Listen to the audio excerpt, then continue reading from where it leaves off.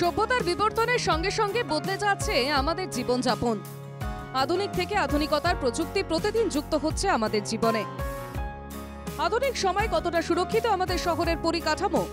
কেন শহরে একের পর এক বহুতল হেলে পড়ছে? কেন ভেঙে পড়ছে ব্রিজ? আর কি কি বিপদ লুকিয়ে রয়েছে শহরের আনাচে কানাচে?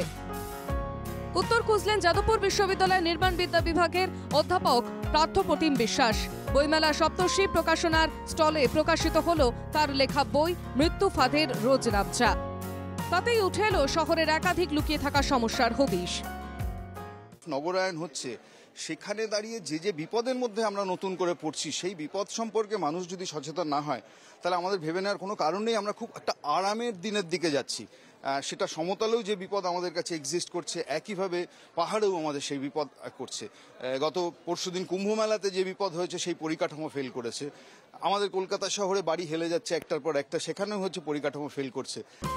শুধু সমস্যার উল্লেখ করেই থেমে যাননি পার্থপ্রতিম বিশ্বাস। তার বইতে সমস্যা এড়াতে সরকার ও জনতার কোন কোন বিষয়ে সতর্ক থাকা উচিত তাও তুলে ধরেছেন। ভবিষ্যতে আমরা আমাদের এই পরিকাঠামোগুলো কতটুকু ব্যবহার করব, কিভাবে করব, সেই সম্পর্কে মানুষকে একটু সচেতন করার চেষ্টা। আমি আবারও বলছি যে মানুষ সচেতন হলে সরকার সচেতন হয়, সরকার সচেতন হলে অন্ততপক্ষে সমাজ সচেতন হয়। সেই চেষ্টা, মৃত্যুটা এড়ানো যায়। ফলে সেই হিসেবে মৃত্যু ফাঁদ থেকে বেরিয়ে যাওয়ার একটা চেষ্টা এই সংকলনটার মধ্যে রয়েছে। আমরা সেইটুকুই চেষ্টা করেছি।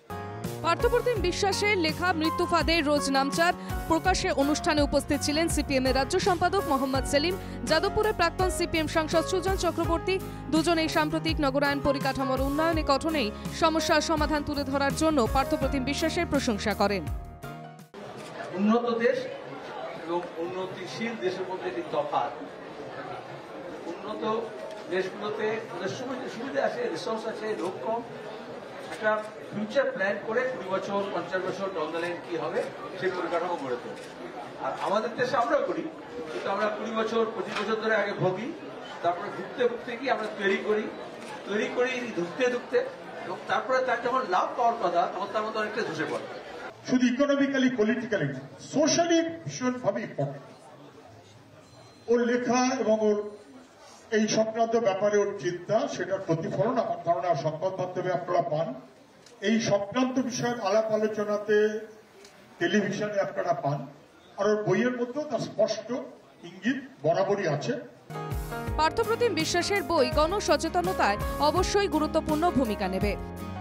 তার আবেদন, আধুনিক প্রযুক্তিকে কাজে লাগিয়ে সুপরিকল্পিতভাবে পরিকাঠামো তৈরি করা হোক।